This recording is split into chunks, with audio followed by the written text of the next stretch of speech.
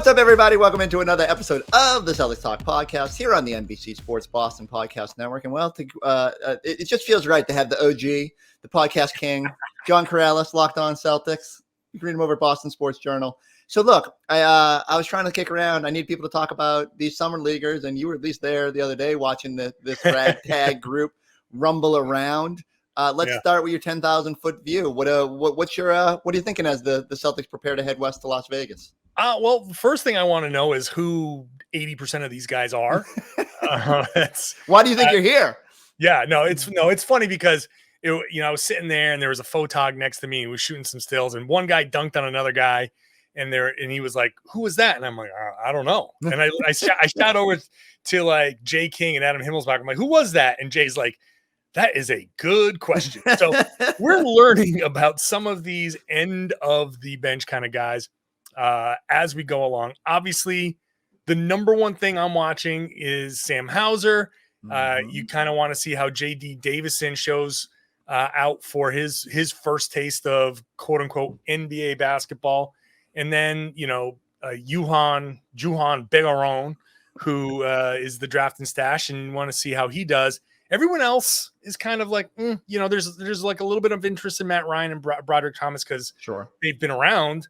But those three guys for three different levels of, is one of them going to be tradable or is he going to come over? Is one of them going to show that he was a second round steal? Is Sam Hauser going to show that he can come in and be that 40-point shooter that catches and shoots for, 10, 12 minutes a game? And so that kind of stuff is what I'm really watching for. All right. Well, let's dive a little deeper. I'm with you. So it was funny because I'd done a little research on these guys. I remember Trevion Williams' name jumped off the page to me. I was like, I remember this dude, and I remember watching some YouTube highlights before the draft. And I didn't really do a whole lot of draft prep this year, so a lot of these guys are not knowns to me. But I remember him throwing over the head passes and doing some crazy stuff on the court. So I was kind of excited. And there was a little bit of a buzz about him. And then watching him there that first day, we had a few sequences where I was like, oh, maybe there's something there. Then you watch him defensively and you say, ooh, he has some strides to make. But if Enes Freedom and others can play in the NBA, then there has to be a spot for a slick passing big man. But you did. We'll go. Oh, so that was the story I tell. Likewise, he had a big play, and I'm looking at him. He wasn't wearing a jersey number. Now they gave us a numerical roster, and there's like two dudes with numbers. And so, that slight hesitation because we're 6,000 feet away filming this stuff.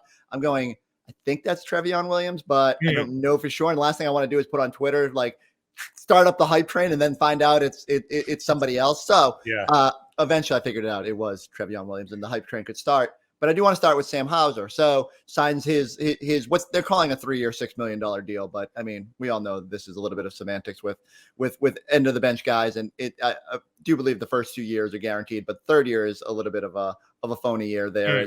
So, but hey, fact of the matter is he's made the roster, and after coming in as a two-way guy and going undrafted last year, it's this sort of the pathway for all these summer league guys. Do you think Sam Hauser, based on the limited 3-on-3 action we've seen, before NBA playoff games and the small glimpses of time that he got, do you think he is ready for an NBA role? If nothing else, is he going to show that he can do enough defensively to be on this NBA roster? I mean, he hasn't shown enough quite yet. But he's got this summer just to pick up some of the concepts, just to understand where I'm supposed to be, what I'm supposed to do, kind of stuff. And be able to get to spots instinctively, right? Reactively. That's like the biggest thing when it comes to a guy like Hauser playing defense. It's about reacting well and not losing time defensively by going, oh, there he goes. He's going. Well, let me just turn my hips and let me just run this way. And like, oh yeah, I'm 3 steps behind him. You got to be able to like anticipate movements and understand how you fit in the entire concept of the defense. So I think he has the ability to make a lot of progress. It's almost like, like me, I'll say, as a person who's put on a few pounds, the first few pounds are easy to come off because that's like the easiest stuff to shed. The first few concepts of a defense are the easiest parts to pick up. Then you have to start really working hard to read the body and look at the hips and understand, like, I got to do this and do that and slide. That's the stuff that's going to be harder for him. But all he needs to be is competent. So he has the ability to get to some level of competence. It's just a matter of how long or if he'll actually get there. But I think he can get there. I feel like we're hosting a Shakira podcast because this is already more hip talk than I thought we'd do in the entirety. Chris, they don't lie. So I've been told.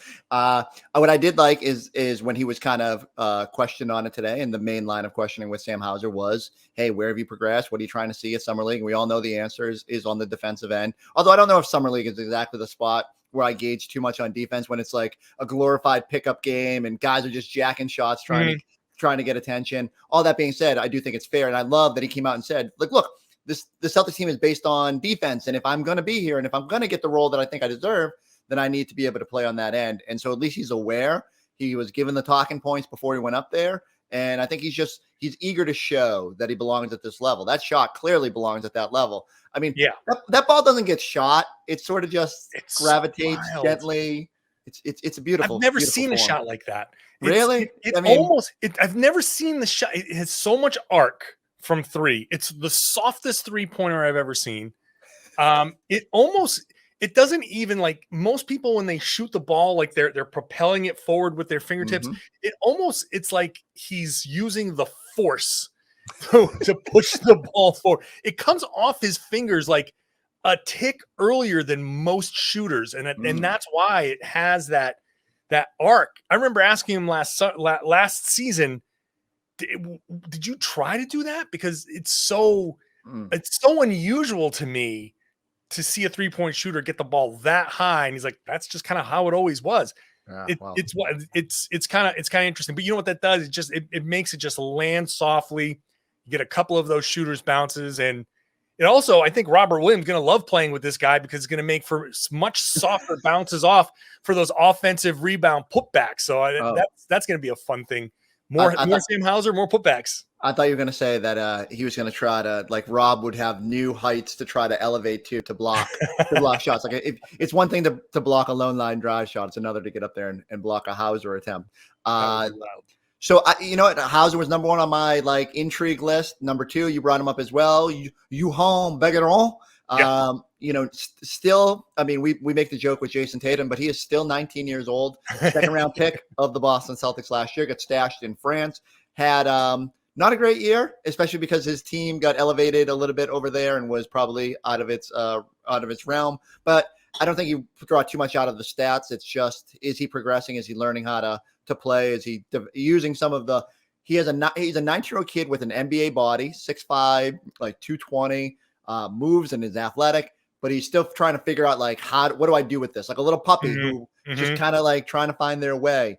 What are your expectations for Begarin? And so the way I look at this is the Celtics need to fill one of, at least they're going to fill probably 2 of their roster spots remaining, and these are the full-time jobs. They need for tax purposes to probably use one of them on a player with 0 years experience. So my gut is someone in this Summer League mix, unless someone slips through the cracks and has a great Summer League that they want to bring in, has an outside chance at this job. Does Begarin show enough to potentially make them consider him as one of the full-time guys?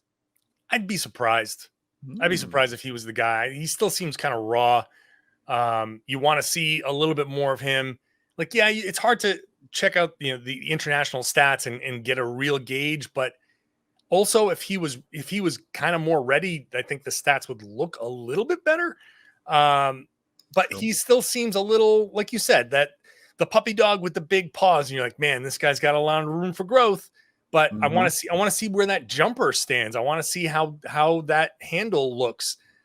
He's gonna be super athletic, and he's gonna probably make a few kind of wild plays. But what kind of fundamentals are there when he catches the ball and drops into a triple threat? What's he gonna do with in that moment? And I don't think he's going to be the guy. If you're looking at 2 guys and Sam Hauser is one, and you're looking at another one, I mean, I would even say that Williams has the best shot at that. I think Williams, maybe just for on a need basis, because you can go to Davison and say, we're going to have you on a two-way deal right now because we don't expect you to do anything.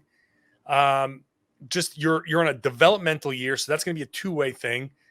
Williams is a center who can pass and has at least one potential NBA level skill. That at least is something that you can kind of work with. But Begarin is still too raw, and I think probably has more value if he shows some flashes. Sure, he has more value to the Celtics right now as an inclusion of it. The Celtics traded the rights to Juhann Begarin. All right, Karalis out here trading dudes. I'm sorry, that's where I think he's most valuable right now. Where you are looking for somebody at the trade deadline, and there's an impression of Begarin showing a little bit of skill at Summer League. Maybe the one way the Celtics maximize that is move him. Some other team says, yeah, we'll have more time to develop him. Celtics are looking for more established guys. Maybe the rights to him are enough so you can save a draft pick in a trade down the road. Interesting. What my belief has been, and like if I had to bet my chips right now, like who's going to end up where? And let's mind you, let's actually just say before I even get my coins out. We're talking about the 13th, 14th guy on an NBA roster where Ime didn't play beyond 8 guys last year. So like a little perspective is important here. I love 13, 14, 15 man. 100%. Like, and you know what? The average NBA fan, like this podcast will do probably better numbers than if we were talking about like Jaylen Brown or Jason Tatum. And because it's this time of year, we love backup quarterbacks and the potential of what can be. And so we geek out about the Hausers and Begarins and Davisons of the world. But my guess is I think they have 2 more needs left with this roster. And this is a good big picture conversation here. They need another backup center, like obviously with Daniel Tice going out, and they try to get Thomas Bryant, and we'll see what happens with, anybody else out there. But they need probably a bruiser big. I keep saying like an Aaron Baines type that just comes in and look, he's not the best player, but he can just give you 5 minutes against Joel Embiid if you're in a pinch. And maybe that's all you need out of that spot. And I think they need another wing body, just like emergency purposes. You're bringing in Malcolm Brogdon. A lot of people get fixated on, it's another guard. Yeah, but he's 6'5", and he can come in and play Jaylen Brown's backup or Jason Tatum minutes or whatever needs to be. And Ime can go crazy lineups now and be a little small, be super big, like whatever he wants to be. And so I don't think it's as big of a deal, but I do think we saw in the finals, and I'm not saying that they would have leaned on the 13th man in this situation, but having someone that can come in and play the 3 or the 4 is helpful. And so that's why I just think if Begarin can show me a little bit about like, okay, I'm not a liability in an NBA defense right now, and I can learn and I can grow, and being around real players instead of being stashed in France can help me, then maybe I consider that. And again, the other reason here is the Celtics, because they're $20 million over the tax, every dollar they spend now is $3.75 on the luxury tax bill. So if you're paying $1 million for a player with 0 experience, that's 3.75, as opposed to paying 1.8 million for a guy with 2 years of experience, and now you're paying twice as much. So it sounds trivial when we're talking about guys that make $30 million, but the stuff does matter and does add up. And so I just wonder if someone with like a Begarin has a chance. So look, I got no inside information on this. I'm just rolling the dice. This is what Vegas is all about. I'm saying a guy like Begarin or Davison is probably more likely to get one of the final roster spots. I think Trevion, if I'm going to say outside chance right now, put him in the 2-way slot and figure that out. And then I'm guessing like Broderick Thomas or Matt Ryan. I keep calling him Matt Thomas. Matt Ryan is back, which should be an easy name based on the football connectivity. Sure. So that's where I'm going right now. With just like, with the possibility that as rosters trim down, the Celtics, if they're not in a rush to fill those spots, might be able to do it. Where would you lean? So you're telling me you think Trevion's got a chance because of his, and like you said, if they don't sign a backup center, then hey, I look stupid. They need to sign somebody. Maybe he's got a better chance than I'm putting out there. So the reason why I'm thinking Williams is I just feel like a center can produce more or be more helpful. Sure. In this particular situation, I think you can get the young or G League or, the scrap heap type center and have that type of guy be more productive and fill a need for you versus the wing who's going to have the ball in his hands a lot. And you're going to ask him to be a part of the offense. And if, Begarin has certainly the NBA body, but if he doesn't have the NBA skills, you say, all right, yeah, maybe he can go out there and be a defender. I think the Celtics have shown right now that they are kind of done with the non-shooting defender types. True. They are prioritizing some level of shooting, and that's the Brogdon signing, that's the Gallinari sign, the Brogdon trade, and the Gallinari signing, and even Sam Hauser getting the a couple of guaranteed years. They're prioritizing some offense because it's very obvious that the Celtics offense is what's needed. So I think honestly, I'm kind of happy with them just rolling with what they have right now and just take it into December. Why fill the roster now?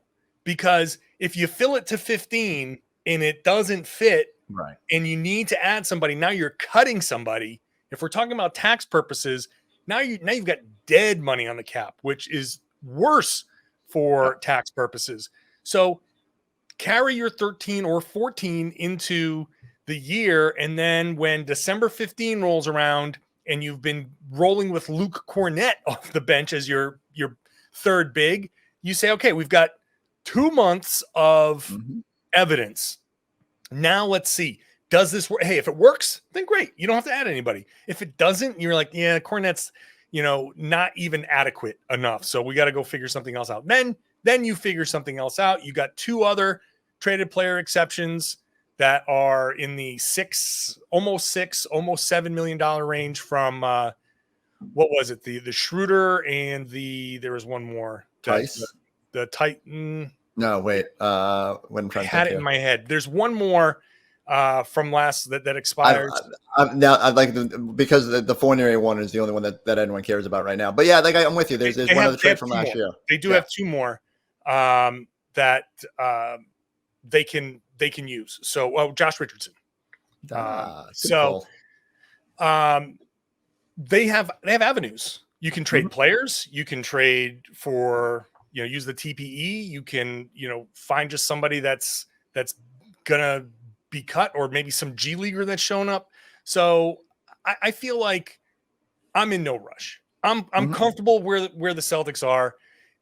Maybe one of these guys, whichever way you go, with the Summer League guys, maybe one of those guys hooks on. Fine, but I'm fine with waiting and understanding that the team doesn't have to be done and ready on day one. It just has to be done and ready for the stretch run after the All-Star break. All right. I promised myself I wouldn't go beyond 20 minutes on the Summer Leaguers. We'll hit a quick hodgepodge of real roster stuff, but final 90 seconds here on Summer Squad. Anybody else jump out at you? Are you rooting for 30-year-old Brighton Hobbs and his Jason Tatum connection, or I think so. I believe it's his cousin who has made the roster, has not played as best I can tell professionally since 2017-18 in Lithuania, and is out there running some point guard for the Summer Celtics. And my big takeaway is, hey, at least Jason Tatum has enough pull to have a couple guys. There's another guy, a Chaminade guy on the roster, who is the 3rd leading scorer in school history behind, Jason Tatum and Bradley Beal. So good spot to be in. There you go. But otherwise, not sure. So we didn't really touch on JD Davison. Any expectations for him? What do you want to see? Just ability to run an offense, and and after that, do any of these guys? Are you excited about anybody else besides the big 3 that we've sort of focused on? So I'll go with the local kid to answer that last question. Yeah, that's a good call. AJ Reeves, who I really got into Providence college basketball this past year, and he was fun to watch. And look, I'd like to see him get a shot somewhere. As far as Davison goes, it's what I expect from Davison is some super athletic play. I expect him to dunk on a couple of people.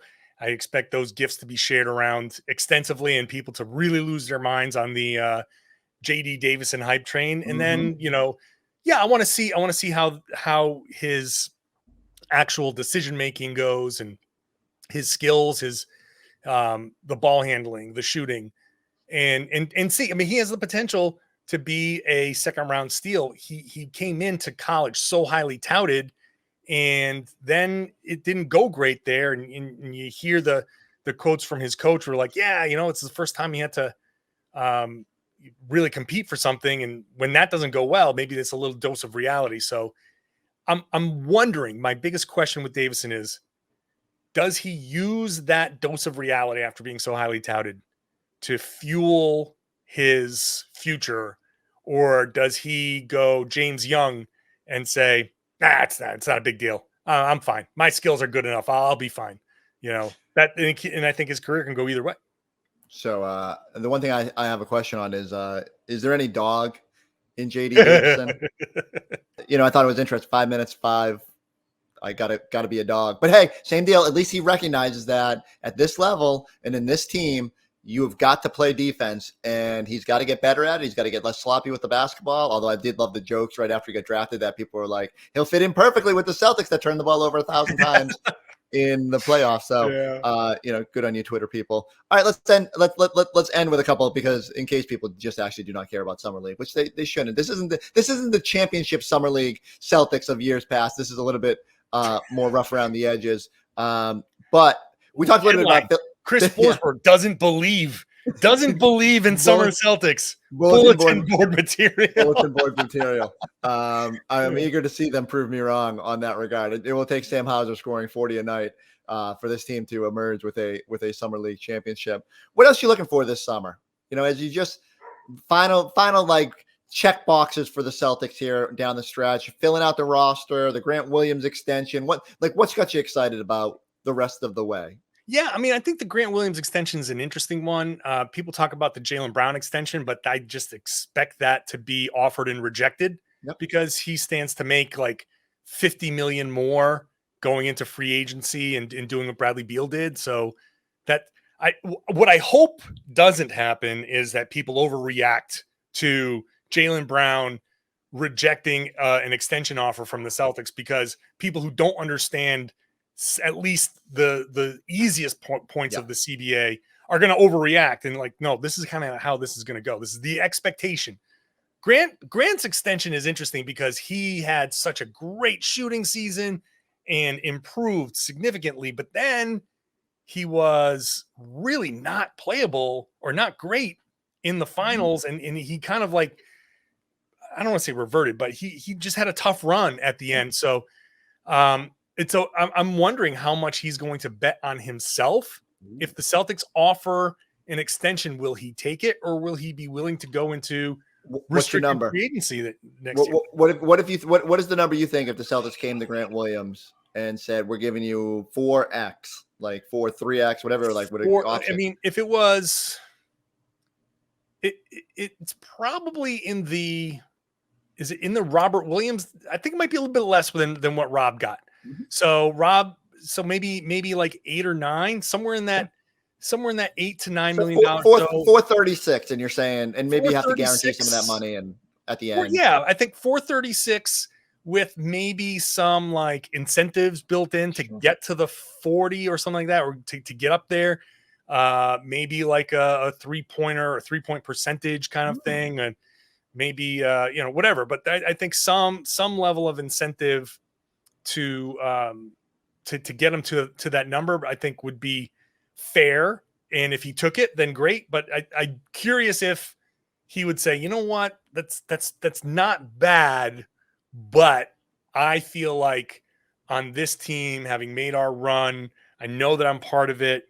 I feel more comfortable next year. I feel like I can get 4 and 50 next year. So I'm gonna roll with it. And we'll see where the Celtics go, because how do they anticipate next summer market? And what do they anticipate their needs being? And are they gonna bid against themselves? What do they anticipate the market being for Grant Williams next year? So and that's my big thing is that I look at this year's market, and so the big thing I made it clear, like I thought Kyle Anderson was perfect for the Celtics. I thought he was a guy that with the ties and the way he plays, and then he goes and he gets less than the full mid-level with Minnesota. And I mean, good luck to him now with that roster construction. I mean, he can still play the 3 and the 4 and they'll be fine. Like they're a super intriguing team.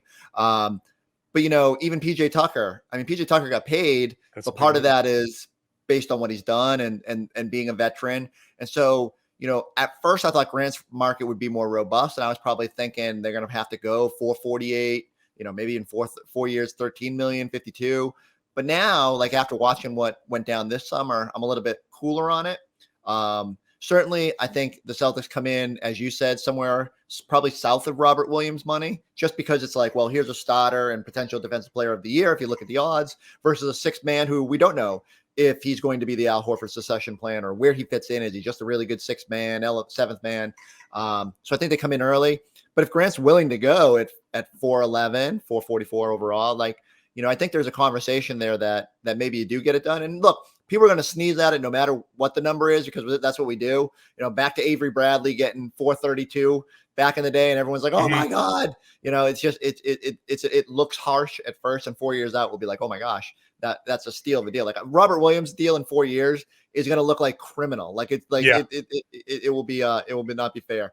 But yeah, I do wonder if the Celtics can find a sweet spot. I think the one thing that I've said pretty consistently is there's not as much urgency as there was to get done Marcus and Rob. I think you can roll the dice a little more comfortably, roll the dice, and the luxury tax concerns, and some uncertainty about what happens with that 4 spot. Maybe maybe they want to be a little bit of a prove it year too, even though he did make such great strides this year that you worry he starts pricing himself out. And just as you said on the Jalen extension, can't see it happening. And you think Boston sports media will overreact if there's a report that he turned down? I know, right? Shocking that some of the radio folks might go, "Oh, well, see, we told you." He didn't want to be here. We told you on our network back in June and July. Yeah. I can't wait. That'll be our lives I'm excited for that. In September. All right. Well, I think we covered everything, like literally front to back on this roster. Everybody needs to go like and subscribe to this podcast. You probably already like and subscribe over at Locked On, but if you don't, go check it out. It's a cute little podcast. I know. You've seen it flashing. Fun little jaunt. if you've been watching on the video version of this podcast, you've seen his little screen in the background hypnotizing you into going and liking, subscribing. Maybe buy one of his books that are hanging out down there as well. We'll catch you. We got Summer League games coming starting Saturday. I need y'all. NBC Sports Boston is going to be broadcasting games, and we're going to do like some little pregame shows and some season recaps, all starting Monday and Tuesday of next week. So everybody buckle up. Celtics Talk Podcast isn't going anywhere quite yet, but just wait till August, and then I'll be on a beach. We'll catch you next time on the Celtics Talk Podcast.